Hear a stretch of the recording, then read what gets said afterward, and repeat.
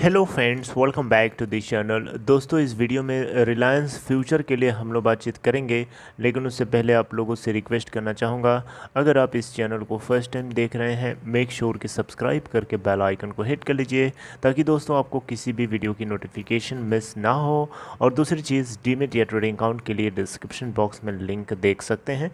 दोस्तों, Reliance future deal को लेकर के एक बहुत ही डेंजरस खबर आई है, और ये जो शेयर होल्डर्स और क्रेडिटर्स की जो मीटिंग हो रही है फ्यूचर रिटेल लिमिटेड की, इसी मीटिंग से जुड़ी हुई एक खबर किसी तरीके से लीक हुई है, जिसको ब्लूमबर्ग, क्विंट और मिंट ने रिपोर्ट किया है, और उसी को लेकर के मैं आपसे चर्चा करना चाहूँगा। ये खबर के लिए मैं आपसे रिक्वेस्ट करूँगा कि आप पूरा एंड तक देखिएगा, और आप अच्छे से समझ पाएंगे कि क्या रियलिटी है और ऐसा क्यों हो रहा है। टॉप 3 लेंडर्स ने इस तरीके का कदम क्यों उठाया है, ऐसा क्या कारण है, और कौन सी ऐसी नौबत आ गई कि इनको ये काम करना पड़ा।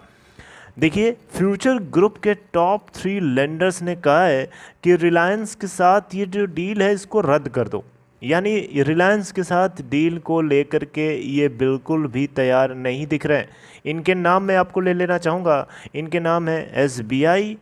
स्टेट बैंक ऑफ इंडिया,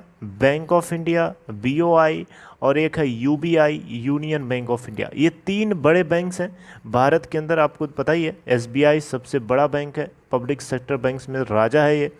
तो यहाँ पे इन तीनों की तरफ से जो वोटिंग थी, इस वोटिंग में टर्न डाउन की सिचुएशन दिखाई है। राइट, ये बिल्कुल भी तैयार नहीं है कि फ्यूचर ग्रुप के जो रिटेल और लॉजिस्टिक बिजनेसेस है, इसको रिलायंस रिटेल वेंचर लिमिटेड को बेचा जाए। अब आप दिमाग में क्वेश्चन आ रहा होगा आपके कि ऐसा क्यों हुआ है, फ्यूचर रिटेल लिमिटेड के ये लेंडर्स आखिर ऐसा क्यों कह रहे हैं कि रिलायंस रिटेल वेंचर लिमिटेड को जो है इसकी लॉजिस्टिक्स एसेट्स या होलसेल जो भी है इसको नहीं बेचना चाहिए, ये डील कैंसिल हो जानी चाहिए। इसलिए दोस्तों, क्योंकि यहाँ पे मैंने पढ़ा है, मैंने समझा है, वो ये है कि यहाँ पे रिलायंस रिटेल वेंचर लिमिटेड जो है, अब इस डील के लिए 24,713 करोड़ रुपए का वैल्यूएशन नहीं दे रहा, इससे कम वैल्यू चाह रहा है, इससे चीपर वैल्यू चाह रहा है। अब आप पूछिए क्यों ऐसा? इसलिए क्योंकि रिलायंस रिटेल वेंचर लिमिटेड ने ऑलरेडी 4,000 करोड़ रुपए के आसपास के अमाउंट के करिस्पॉन्डिंग उन्होंने, या इसके इक्विवेलेंट ऑलरेडी उन्होंने लीज पेमेंट करके जो है फ्यूचर रिटेल लिमिटेड के बहुत सारे स्टोर्स को छीन लिया है, एक्वायर कर लिया है। राइट, तो जिसकी वजह से अब रिलायंस रिटेल वेंचर लिमिटेड को लगता है कि अब ज़रूरत नहीं है 24,713 करोड़ रुपए दे करके फ्यूचर के एसेट्स को खरीदने की, क्योंकि ऑलरेडी इनके पास कुछ एसेट्स और वो जो स्टोर्स इन्होंने एक्वायर किए थे, मैंने आपको बारंबार बताया है कि ये हल्के फुल्के स्टोर्स नहीं थे, ये फ्यूचर रिटेल के फ्लैगशिप स्टोर्स थे, जहां से 50% से ज़्यादा रेवेन्यू फ्यूचर रिटेल का इन्हीं स्टोर से आता था, जिन स्टोर्स को रिलायंस रिटेल ने एक्वायर कर लिया था, अचानक कब्जा कर लिया था।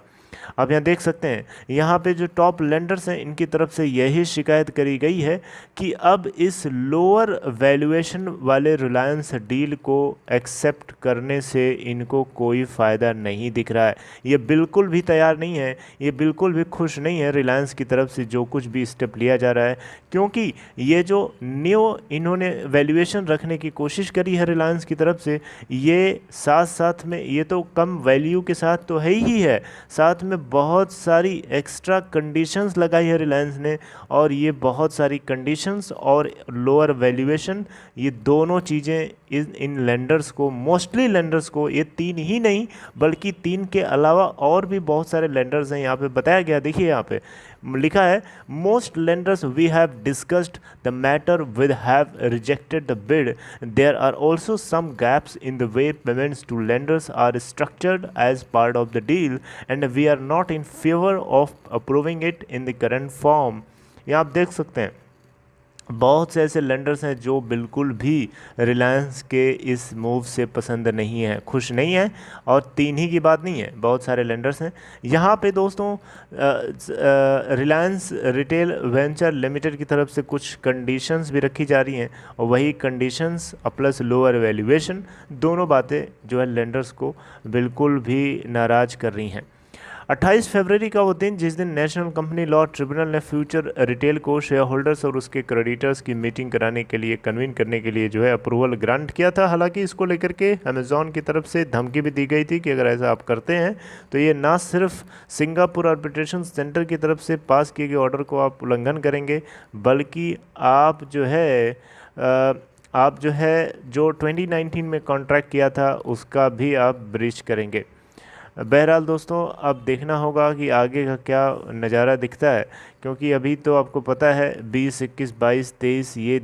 दिन जो है मीटिंग चल रही है शेयर होल्डर्स की और क्रेडिटर्स की। हालांकि यहाँ पे शेयर होल्डर्स ने जो है, इसके जो स्टेक होल्डर्स हैं, इन लोगों ने इस डील के फेवर में वोटिंग किया है।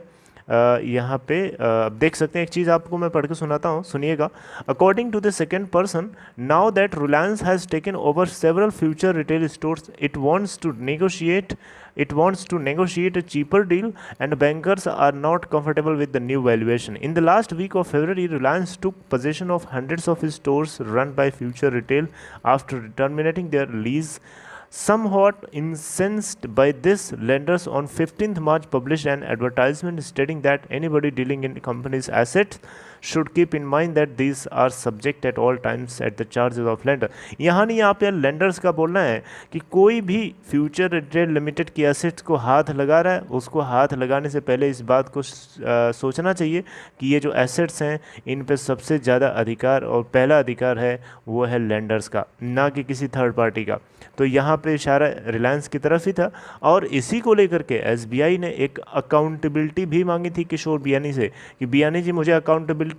अकाउंटेबिलिटी प्रोवाइड करिए कि उन एसेट्स को, उन स्टोर्स को आप रीगेन करने के लिए क्या कर रहे हैं, आप अपने लेंडर्स का इंटरेस्ट बचाने के लिए क्या स्टेप ले रहे हैं, क्या कदम उठाया है, राइट। तो ये खबर है दोस्तों लेटेस्ट में, और अभी मीटिंग ऑनगोइंग है। अभी आज हम लोग 22 में बात कर रहे हैं, अभी एक दिन और है, 23 को भी मीटिंग होनी है, और फिर देखना होगा कि क्या मीटिंग का नतीजा निकल के आता है किशोर बियानी की तरफ से, फ्यूचर रिटेल की तरफ से, कूपन की तरफ से, अमेज़ॉन की तरफ से, supreme court, NCLT, high court, Singapore arbitration centre, दुनिया भर के तमाम जगहों से क्या कुछ खबर निकल के आती है। अब ये जैसे जैसे चीज़ें आएंगी डेवलप होकर मैं बताऊंगा आपको, लेकिन यहाँ पे आपसे मैंने डिस्कस किया कि ये एक सरप्राइज़, एक मतलब एस्टॉनिश कर देने वाली खबर है कि ये फ्यूचर रिटेल के लेंडर्स बिल्कुल भी रिलायंस की तरफ से लोअर वैल्यूएशन करने के मुद्दे पर नाराज़ हैं, और वो नहीं चाहते हैं कि रिलायंस बिना लेंडर्स की परमिशन के उन स्टोर्स को एक्वायर कर लिया, जिसको वो बता रहा है कि लीज पेमेंट किया था इसलिए एक्वायर किया था, राइट। तो अब देखें, जो भी होगा मैं आपसे आगे डिस्कस करूंगा दोस्तों, बस इतना ही। आई होप आपको इन्फॉर्मेशन समझ में आई होगी। If you like this, please give a big thumbs up and take care.